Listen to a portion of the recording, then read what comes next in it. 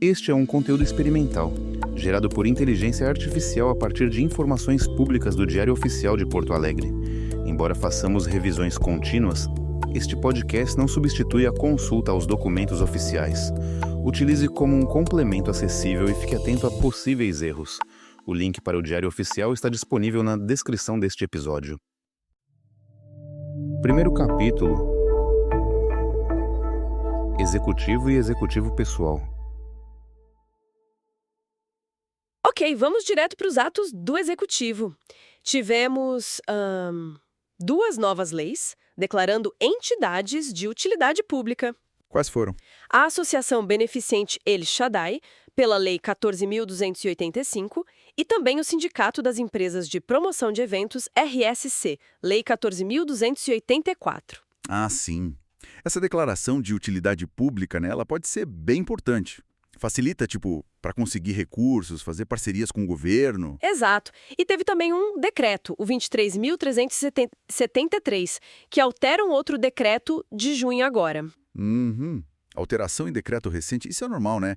A administração vai ajustando as regras conforme a necessidade. Faz parte da dinâmica. Os detalhes do que mudou estão lá nos links, imagino. Isso. Agora, olha, no executivo pessoal, aí sim a coisa foi intensa. Muitas secretarias designando o servidor para fiscalizar contrato. Onde, por exemplo? Por exemplo, na segurança. A SMS-EG, fiscais para o contrato de... De extintores, fornecimento e manutenção. Certo. E na SMUs, no meio ambiente, fiscais para contratos emergenciais, sabe? Pós-enchente, laudo sobre a habitabilidade de imóveis que foram afetados. Entendi. Uma resposta direta à situação recente. Pois é. E também para alocação de equipamentos, para audiência do plano diretor. Isso mostra, né, a resposta administrativa e também a continuidade do planejamento. Sem dúvida. E essa figura do fiscal de contrato, ela é crucial, né? Não é só para constar. É para garantir que o serviço contratado seja, de fato, entregue direitinho. E o dinheiro público bem usado, claro. Exatamente. Vimos designações parecidas em outros lugares também, imagino. Sim. No planejamento, SMPG, para manutenção predial, na SMGDR, para fornecimento de mão de obra, até lá para o SEMPA.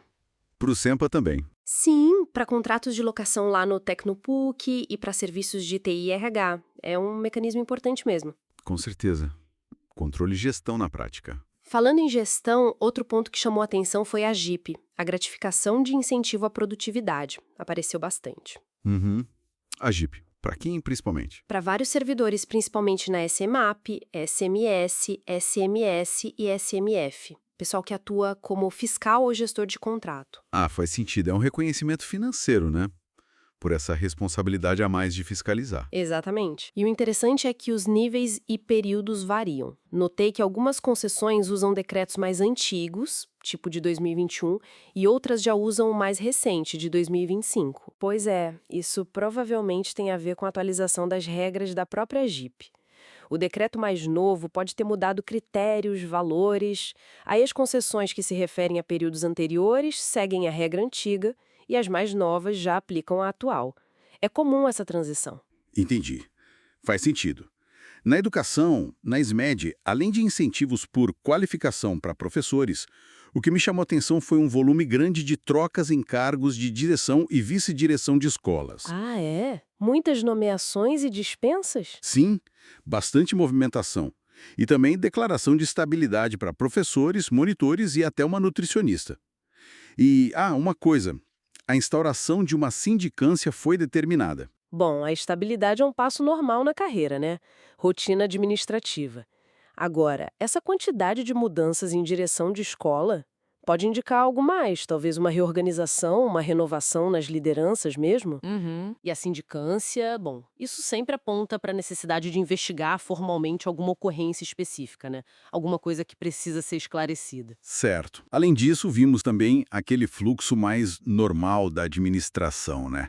Nomeações para cargos comissionados, chamamento de concursados. Onde teve chamamento. Vi no DMAE e no DEMAB. E também exonerações a pedido, autorizações para afastamento. Afastamentos para quê? Teve algum interessante? Teve uma médica da SMS que foi autorizada para um congresso no Panamá e servidores da SMF para um evento em Curitiba. Ah, legal. Capacitação, troca de experiências. Isso. E cessações de designações.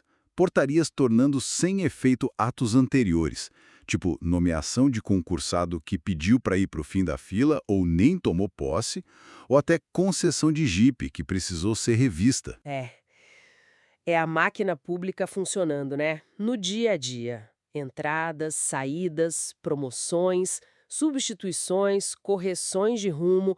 Cada ato desses é uma pecinha se mexendo ali na gestão de pessoal e isso impacta a estrutura toda. É a dinâmica? Exato. No Previmpan, o Instituto de Previdência, o foco foi aposentadorias.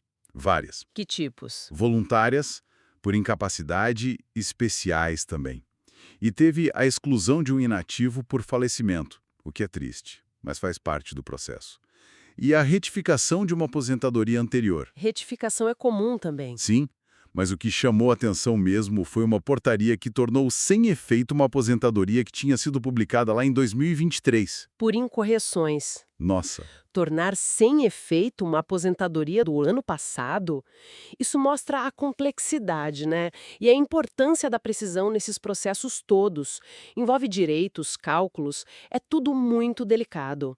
Um erro pode ter consequências grandes, com certeza. Para fechar, na parte de despachos, tivemos decisões sobre pedidos de servidores e ex-servidores. o que saiu? Coisas como indeferimento de indenização de licença-prêmio, por exemplo, mas também deferimentos de isenção de imposto de renda para aposentados e pensionistas com doenças previstas em lei. Ah, sim.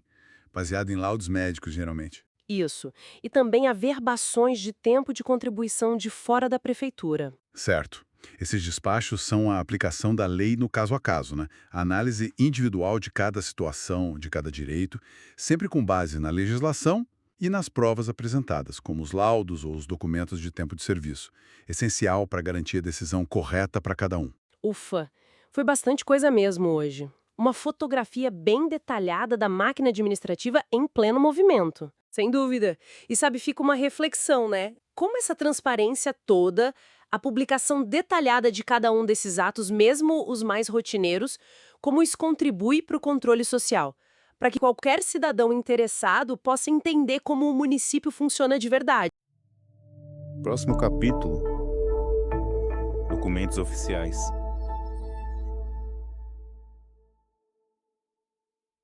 Vamos direto aos documentos oficiais de Porto Alegre, então.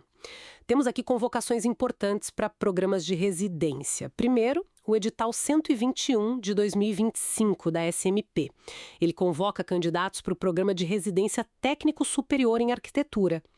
Os nomes são Leandra Cristina da Costa, na 22ª posição, Arthur Vargas Silveira da Silva, 23º, e Raissa Mix Porto, 25ª.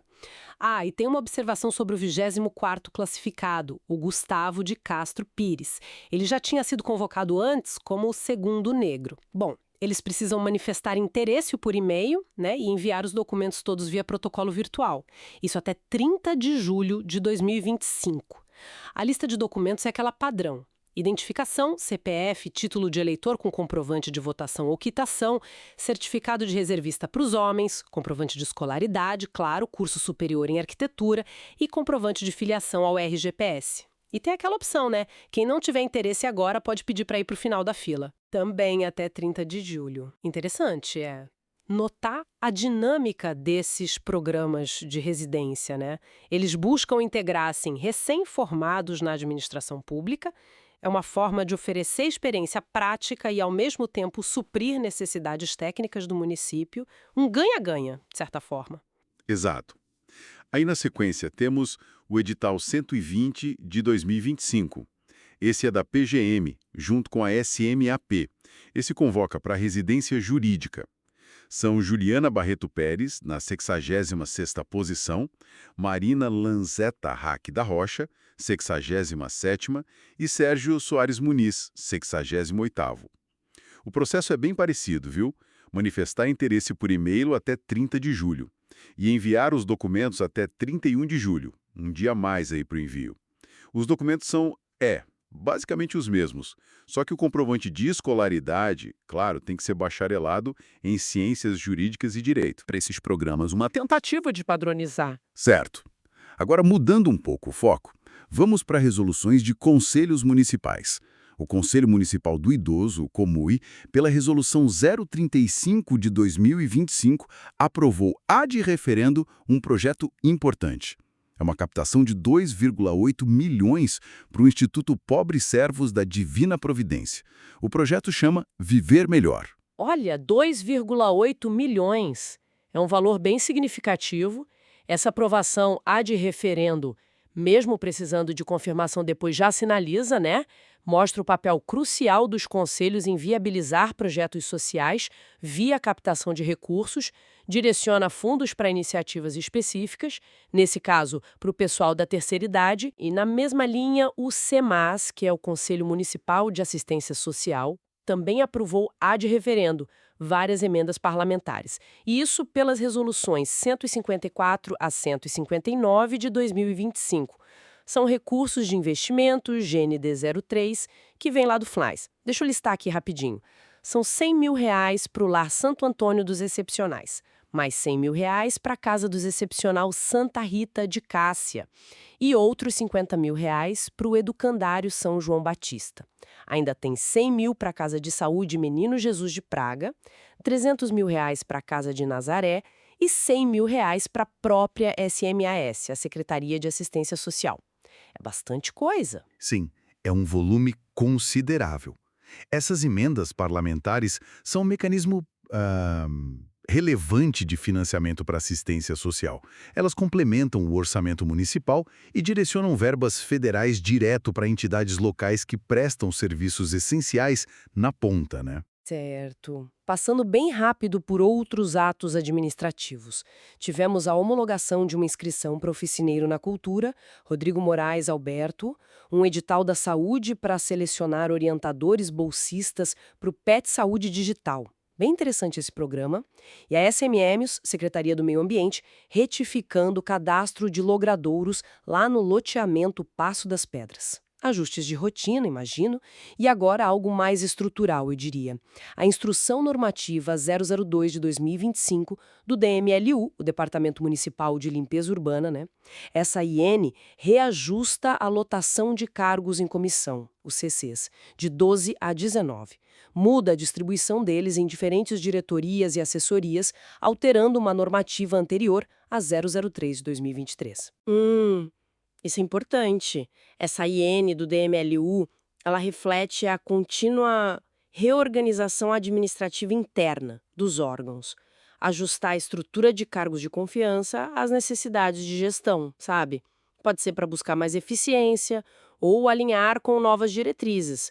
É um movimento estratégico interno. E para fechar nossa análise de hoje, a Procempac, a Companhia de Processamento de Dados da Prefeitura, está convocando um advogado, o Wellington Ferreto, aprovado em concurso. E a Secretaria de Segurança publicou um extrato de contrato, quase R$93 mil. É com a SO Dos Santos Extintores para fornecimento e manutenção de equipamentos de incêndio. E o detalhe, foi por dispensa de licitação. Mas o R$93 mil para equipamentos de incêndio.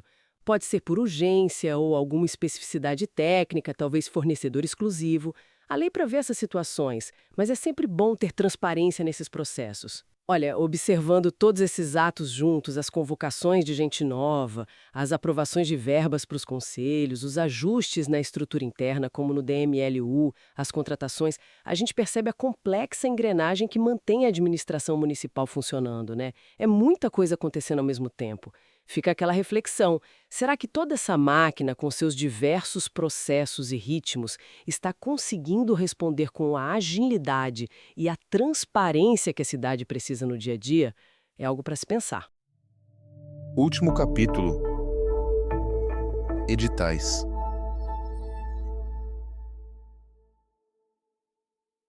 Bom, vamos dar uma olhada aqui nos extratos da Prefeitura de Porto Alegre. Logo de cara, um registro de preços que chama atenção para a Secretaria de Saúde. Quase R$715 mil. É isso. Em hortaliças higienizadas e supergeladas. O fornecedor é a Cooperativa de Agricultores lá de Caxias do Sul. E a vigência é 1 ano.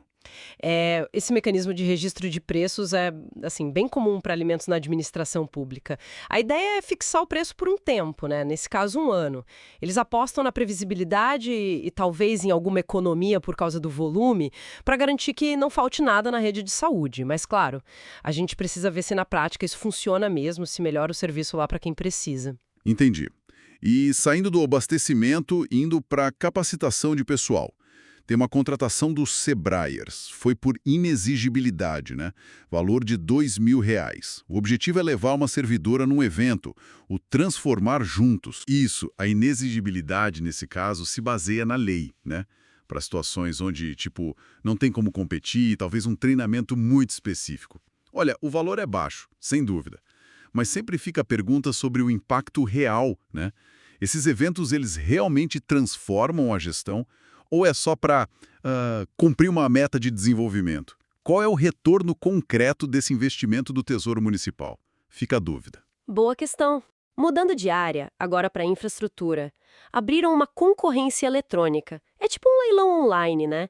Para fazer obras numa escola municipal, a MF São Pedro. Pelo que vi aqui, é acessibilidade, ampliação e reforma. A sessão pública é em agosto. Investimento em escola é sempre muito importante, né? Melhorar a estrutura física, principalmente a questão da acessibilidade. Isso tem um impacto direto não só para o dia a dia dos alunos e dos professores, mas para a comunidade toda que usa aquele espaço. É um investimento que geralmente traz um retorno social bem visível. Com certeza. E falando em investimento com foco social, mas de um valor bem mais alto, a UFRGS foi contratada, também por inexigibilidade, para fazer uma pesquisa enorme, um censo da população em situação de rua. O valor é quase R$1.800.000 e o trabalho vai durar 2 anos. Nossa, é um valor bem expressivo. Aqui o que chama atenção é essa aposta em dados concretos, né? Sem ter um retrato fiel dessa população, qualquer política pública acaba sendo meio que um tiro no escuro, assim. É um reconhecimento talvez até um pouco tardio da necessidade de entender o problema a fundo.